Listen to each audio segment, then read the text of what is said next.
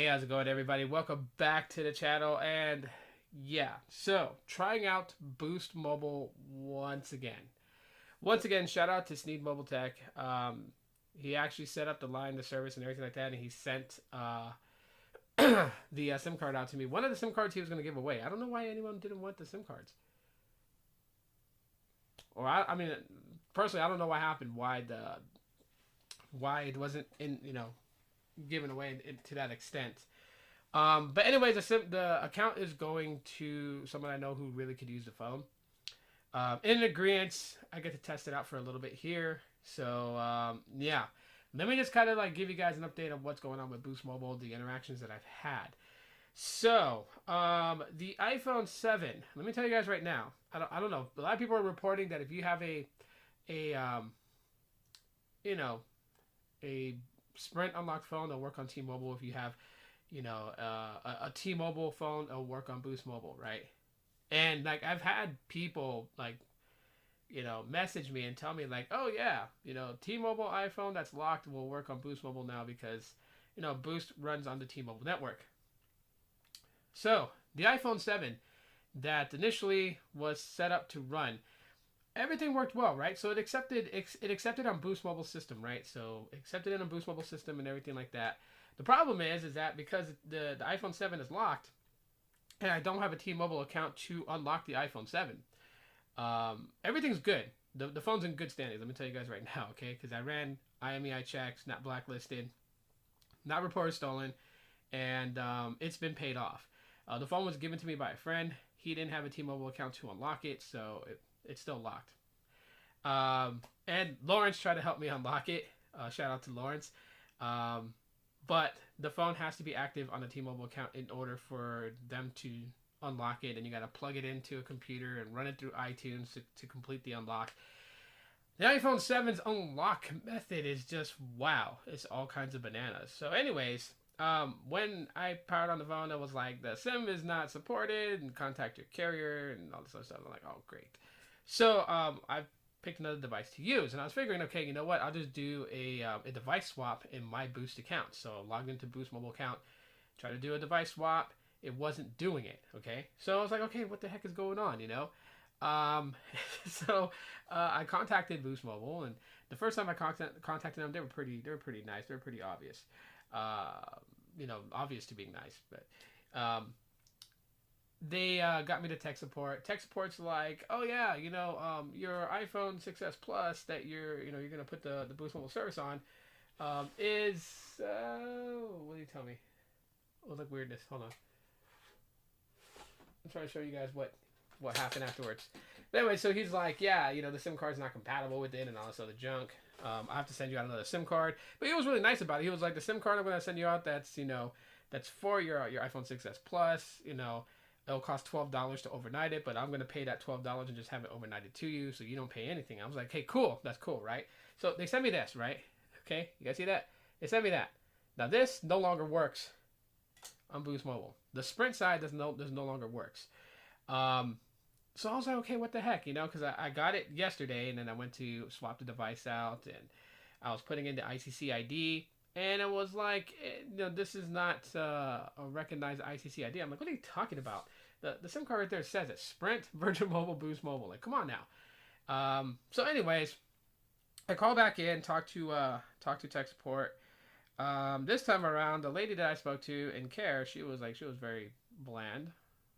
So I mean, like I tell people all the time, sometimes you'll get a very good care rep and sometimes you'll get a very bad care rep, but don't blame all the care reps just because you got one bad one who just sits there like, thank you for calling Boost Mobile, my name is yada yada yada, and what's your phone number? And mind you, she, when quality listens to that call, because like every call center has a quality control, when they listen to that call, she's gonna get dinged, and I'll tell you why. She's going to get dinged because she asked for my name. She asked for my mobile number. But she did not ask for my 4-digit code.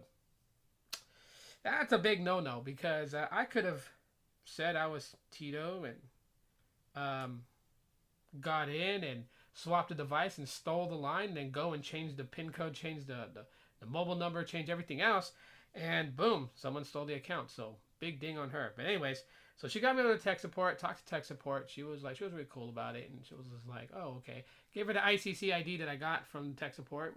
Told her that it was it says Sprint on it. She goes, oh.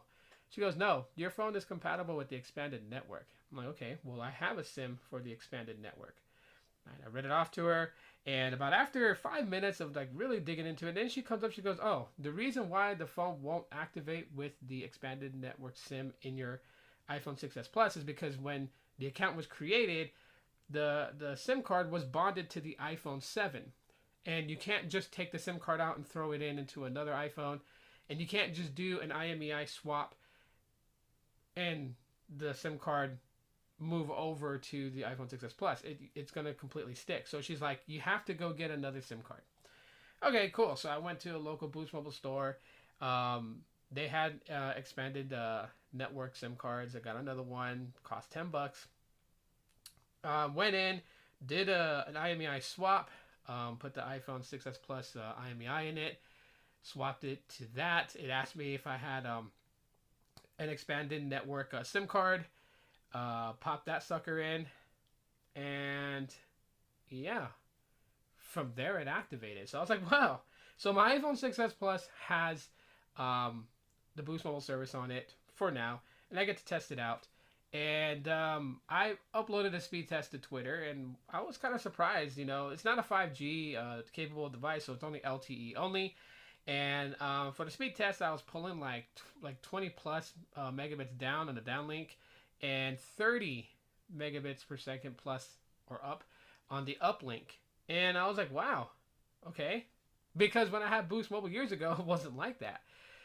So, and then I started hearing people talking about like, well, you know, while Boost Mobile was sitting on T-Mobile, T-Mobile was prioritizing Boost Mobile over T-Mobile postpaid customers. I'm like, that's kind of a crazy move. But, not that I have T-Mobile postpaid, but I will say this. For every other MVNO that piggybacks off of T-Mobile, like Google Fi, in the area that I was at, I was not pulling speeds like that. Okay, so like in my apartment complex area, you know, with Google Fi, on T-Mobile's connection, I probably get maybe like 12 to 15 on the downlink and about 8 or 9 on the uplink. With Mint Mobile, I was getting like 9 down and like 5 up. And so I was like, okay, with Boost Mobile, with the expanded network, which is T-Mobile's network, I was getting 20 plus down and 30 plus up. That's crazy. So, going through it and just kind of like, you know, I'll give more of my experiences later on, being back with Boost. Chirp chirp, where you at? So far, you know, the data speeds is fine. The call quality is decent. Okay, I'm seeing it a little bit better than what I remember it to be when I had Boost Mobile back in the day. And yeah, you have the Boost perks and all that stuff. But they also got like that rewards program, so I was sharing that link. So yeah, link in the description if you're thinking about signing up with Boost Mobile. I got a referral link down below you guys could use. But you know, in general, being back with Boost Mobile and just kind of like testing it out, I gotta say, so far, you know, after 24 hours, the experience is top notch. Just thumbs up.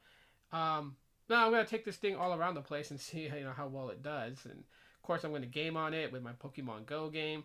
I'm going to do more speed testing, and I use 3 different apps to speed test. Okay, you know, I used the Ookla speed test for that. I used the one for Netflix, which is fast. I use that so you can see what your video streaming is going to be. Then I use another one called Meteor. And the purpose that I use Meteor for is that it speed tests it, and then the speeds that you're getting from what it's reading from the downlink and the uplink, it kind of meshes that with, you know, what apps are going to benefit from that type of speeds and what apps wouldn't, right? So it'll tell you at the bottom, you see a bunch of app icons, and you'll see underneath it if it says good, excellent, poor. It'll tell you. So then that way, you know, when you use specific apps with the type of data you're getting, you'll know if you're going to have a good experience or a bad experience. So, yeah, that's the 3 apps that I use to speed test. So I'll do some more speed tests. You guys follow me on Twitter, then you guys will see them. But yeah, that's it. So give me about a week, and I'll come back with my final thoughts on Boost Mobile. And I'll close that chapter out because even though Boost Mobile is running like a champ, I'm not going to jump back over to it. It just doesn't make sense to have Google Fi visible and then Boost Mobile. That's not something I can do realistically in my current position in life right now. So anyways, guys, that's pretty much it for this video. Let me know what you guys think. If you're a Boost Mobile customer, are you enjoying it still today? If not, then tell me why. You can do that in the comment section. Smash that like button to let me know. If you just subscribed, thanks so much for doing so. Hit the bell icon to be notified when I do upload videos.